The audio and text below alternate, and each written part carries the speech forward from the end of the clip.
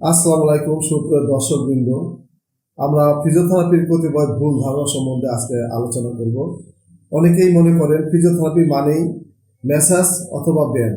আপনি যদি তাই মনে করে থাকেন তাহলে আজকের ভিডিওটি আপনার জন্য। চলুন জেনে নেই আজকের ফিজিওথেরাপির কতিপয় ভুল ধারণা এবং তার প্রতিকার ও সমাধান সম্বন্ধে আমরা কিছু তথ্য জেনে নিই। 1 নম্বর ভুল ধারণা, ফিজিওথেরাপি মানেই হলো ম্যাসাজ অথবা ব্যায়াম। এই যে একটা ভুল ধারণা সমাজের ভিতরে আছে, ফিজিওথেরাপি মানেই একটা ম্যাসাজ এবং ব্যায়াম। ফিজিওথেরাপি অনেক বড় একটা সাবজেক্ট। ঢাকা বিশ্ববিদ্যালয়ের চিকিৎসা অনুষদের অধীনে 5 বছরের ব্যাচেলার ডিগ্রি, তারপর আরও 2 বছরের মাস্টার্স, কেউ পিএইচডি ডিগ্রি অর্জন করেছেন। এত উচ্চতর ডিগ্রি নিয়ে শুধু ম্যাসাজ আর ব্যায়াম করেই তো আসলে রোগীকে সুস্থ করা যায় না। আসলে ফিজিওথেরাপি হলো একটা বিজ্ঞান ভিত্তিক একটা চিকিৎসা পদ্ধতি।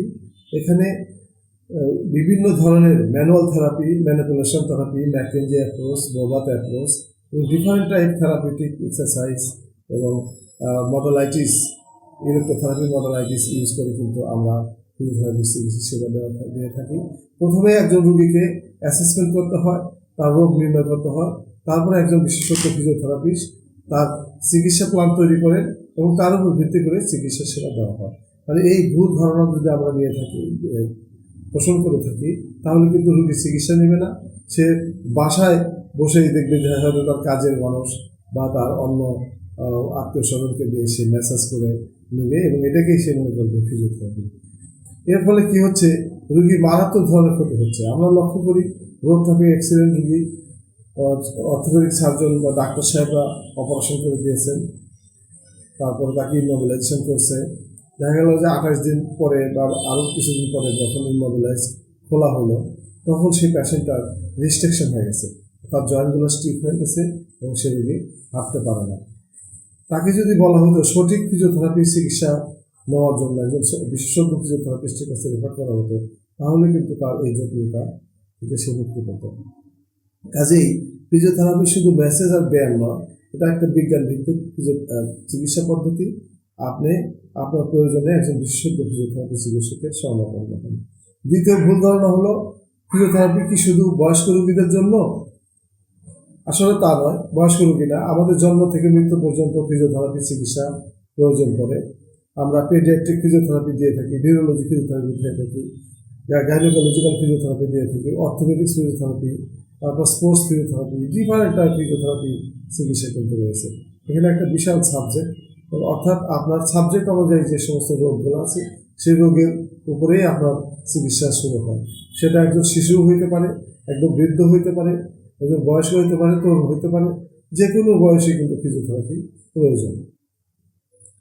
3 নম্বর ভুল ধারণা, ব্যথা একেবারে না কমা পর্যন্ত রেস্টে থাকে। অর্থাৎ অনেক রোগীকে আমরা শোনা যায় যে রোগী বলছে যে কোমরে ব্যথার কারণে সে তার খাটের যে জাজিম বা বিছনার যে নরম অংশটা সেটা তুলে একদম চকিতে শুয়ে থাকে এবং দীর্ঘদিন সে এই অবস্থায় শুতে থাকে। পরবর্তীতে দেখা যাচ্ছে তার কোমরে ব্যথা তো কমেই না, আরও বেড়ে যাচ্ছে। এই একটা ভ্রান্ত ধারণা থেকে আমাদেরকে বের হয়ে আসতে হবে। কারণ বলা আছে যে নরম বিছানায় শোয়া যাবে না, কিন্তু সেই নরম বিছানায় কিন্তু আমাদের দেশে যে জাজিম বা তার উপর একটা তোষক, সেটা না। এই নরম বিছানাকে বোঝানো হচ্ছে পাশ্চাত্য দেশের যে স্প্রিং বিশিষ্ট যে বেডগুলো আছে সেইগুলোকে আমরা বলে থাকি। কাজেই আপনি যদি দীর্ঘদিন ওই ধরনের বিছানায় আপনি রেস্ট নিতে থাকেন, তাহলে কিন্তু আপনার ব্যথা কমবেই তো না, দিন দিন আরও বাড়তে থাকবে। ব্যথা না কমা পর্যন্ত বিশ্রামই যথেষ্ট, এই কথা আসলেই সঠিক নয়। আরও ভুল ধারণা দেখা যাচ্ছে যে অপারেশনের পরেই শুধু ফিজিওথেরাপির চিকিৎসা নিতে হয়, অন্যতার দরকার নেই।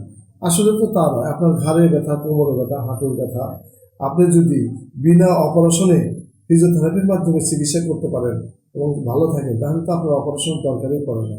আপনি অপারেশনের আগেই একজন বিশেষজ্ঞ ফিজিওথেরাপিস্টের তত্ত্বাবধানে আপনি চিকিৎসা নিলে দেখা যাচ্ছে যে আপনার হয়তো অপারেশন প্রয়োজনই পড়ে না, আপনি সুস্থ হয়ে গেছেন বিজ্ঞান ভিত্তিক চিকিৎসার মাধ্যমে।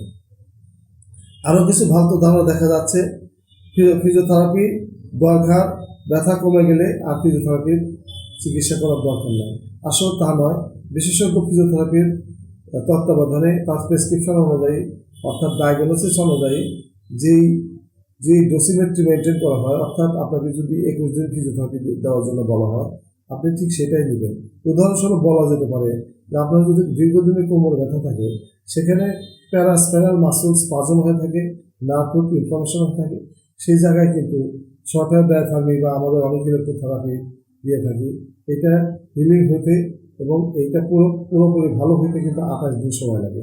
কাজে আপনি যদি তার আগেই ব্যথা একটু কমে গেল 7 দিন 10 দিন পরে বাদ দেন, তাহলে কিন্তু আপনার এই সমস্যাটা রয়ে গেল এবং কিছুদিন পর পর আপনাকে ফিজিওথেরাপি চিকিৎসা নিতে হবে। তো সুপ্রিয় দর্শকবৃন্দ, আপনার এই সমস্ত ভুল ধারণা থেকে বের না হওয়া পর্যন্ত আমাদের সমাজে কিন্তু রোগীরা ক্ষতিগ্রস্ত হচ্ছে এবং বড় ধরনের ক্ষতির সম্মুখীন হওয়ার পরেই কিন্তু রোগী পরবর্তীতে ফিজিওথেরাপি আসে, এতে করে তার চিকিৎসা ব্যয় বেড়ে যায়। কাজেই আপনি দেরি না করে আপনার সমস্যা সমাধানের জন্য অতি সদ্য বিশেষজ্ঞ ফিজিওথেরাপিস্টের তত্ত্বাবধানে আপনি এই চিকিৎসা নিতে পারেন। সিরাজগঞ্জে আমরা স্টেডিয়াম রোড বটতলা ফিজিওপালস ফিজিওথেরাপি সেন্টার চালু করেছি।